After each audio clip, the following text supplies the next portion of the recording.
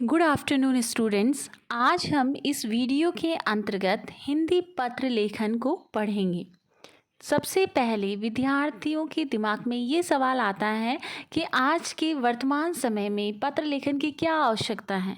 तो इसका सीधा सा जवाब ये है कि चाहे आज पत्र लेखन इतना प्रचलन में नहीं है, इसके बजाय हम ईमेल मैसेजेस का अधिक उपयोग करते हैं।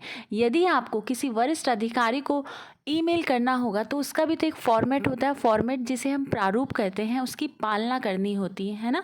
तो वो यदि आपको बोले कि मुझे इसे ईमेल कर देना, इस एप्लीकेशन को या इस प्रार्थना पत्र को मुझे ईमेल कर देना, तो आपने देखा होगा कि उसे ईमेल करते समय भी हमें इसी पत्र के प्रारूप को देखना होता है। तो यदि आपको पत्र का प्रारूप, उसका फॉर्मेट नहीं पता, तो आप सही से नहीं लिख पाएंगे। इसलिए इसकी प्रासंगिकता आज भी बनी हुई है और भविष्य में भी बनी रहेगी।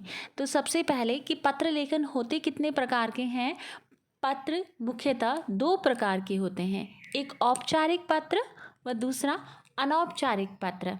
औपचारिक पत्र क्या होता है? औपचारिक पत्र जैसा कि इसके नाम से ही स्पष्ट है, जहाँ संबंध औपचारिकता का हो वहाँ औपचारिक पत्र होता है। जैसे यदि आप विद्यार्थी हैं और अपने अध्यापक को पत्र लिखेंगे, तो क्योंकि हमारा अध्यापक से संबंध औपचारिक है तो औपचारिक पत्र। इसी तरह से कार्यालयीय पत्र मतलब जैसे आप संपादक को लिखेंगे, किसी थानाधिकारी को लिखेंगे, नगर निगम के अध्यक्ष को लिखेंगे, स्वास्थ्य अधिकारी को लिखेंगे, तो वो सभी औपचारिक पत्रों की श्रेणी में आएगा। औपचारिक पत्र जिसे हम फॉर्मल लेटर्स भी बोलते हैं।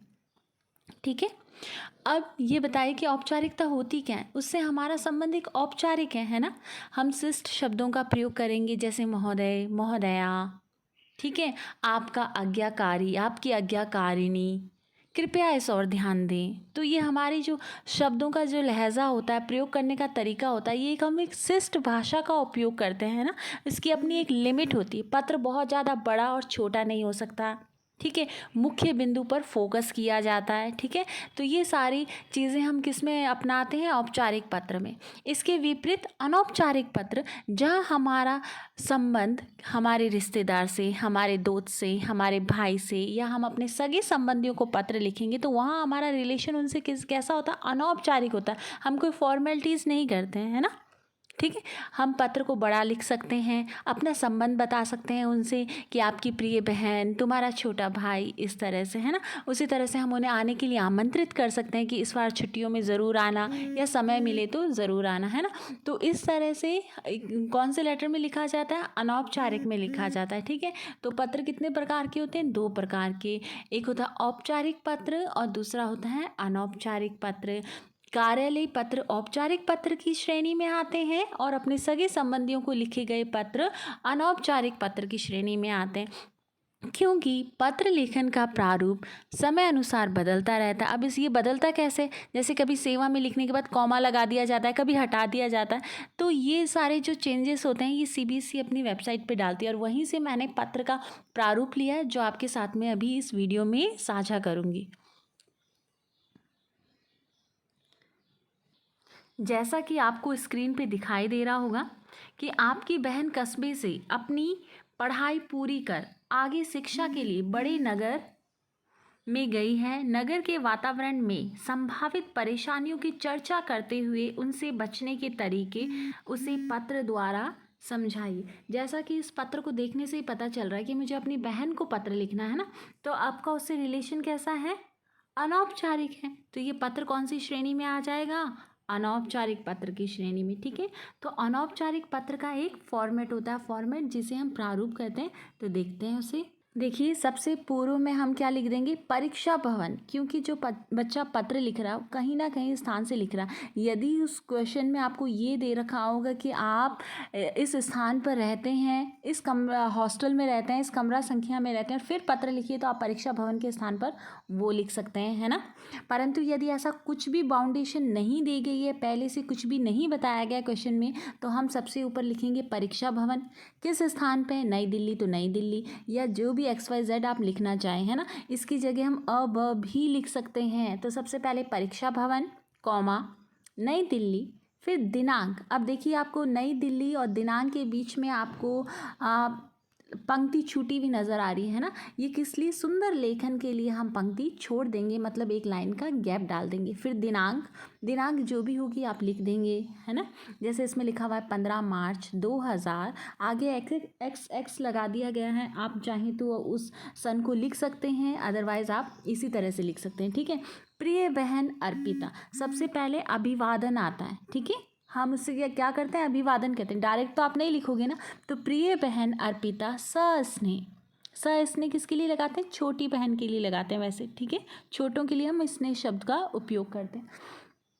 इसके बाद हम पत्र आरंभ करेंगे। इसमें विषय नहीं होता है, याद रखिएगा कि अनौपचारिक पत्रों में विषय नहीं होता है, ठीक है, क्योंकि उनसे हमारा संबंध कैसा है, हाँ वो हमारे रिश्तेदार हैं, घर वाले हैं, तो उनसे हमारा संबंध औपचारिक तो है नहीं, इसलिए उसमें विषय नहीं होगा। विषय किस में होता है, केवल औपचारिक पत्रों में। क्यों होता है, ताकि जो भी लिखने वाला, जिसे हमने पत्र लिखा है, वो एक अधिकारी है, उसके समय की अहमियत है, तो वो सिर्फ विषय को पढ़ के जान ले कि पत्र में क्या लिखा होगा, इस संदर्भ में वहाँ विषय दिया जाता है, ठीक है। तो अनौपचारिक पत्रों में विषय नहीं होता। तो प्रिय बहन अर्पिता सस्नेह, आशा करती हूँ कि तुम कुशल मंगल होगी और चिंताओं से मुक्त अध्ययनरत होगी, ठीक है। तो प्रथम लाइन में हम कुशल क्षेम पूछते हैं, इसकी जगह आप ऐसा भी लिख सकते हैं, गत दिनों आपका पत्र मिला, पढ़कर बहुत खुशी हुई, ठीक है, इस तरह भी लिखा जा सकता है ना। या फिर पिछले कई दिनों से आपका पत्र नहीं मिला तो मुझे चिंता हुई कि क्यों ना मैं ही पत्र लिखकर आपके बारे में जान लूँ,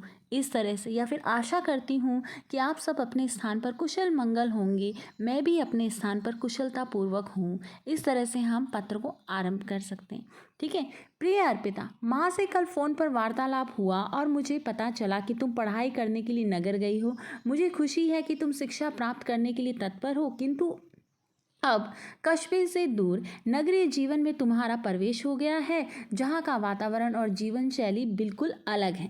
ध्यान रखना कि व्यक्तित्व की परख बाहरी श्रृंगारिक चीज़ों से नहीं होती, बल्कि शालीनता से होती है। नगर की चकाचौंध और भागदौड़ से बचकर रहना, स्वयं को फैशन की दौड़ में शामिल मत करना, वरना अपने उद्देश्य से भटक सकती हो।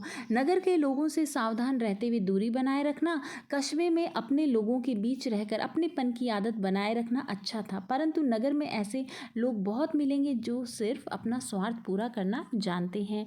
विद्यार्थी जीवन का समय अमूल्य है, इस समय को न गंवाते हुए अपने उद्देश्य को पूरा करना और परिवार का सम्मान बढ़ाना। आगे तुम स्वयं समझदार हो, आशा है मेरी सलाह को तुम ज़रूर समझोगी। तुम्हारी बड़ी बहन कागा।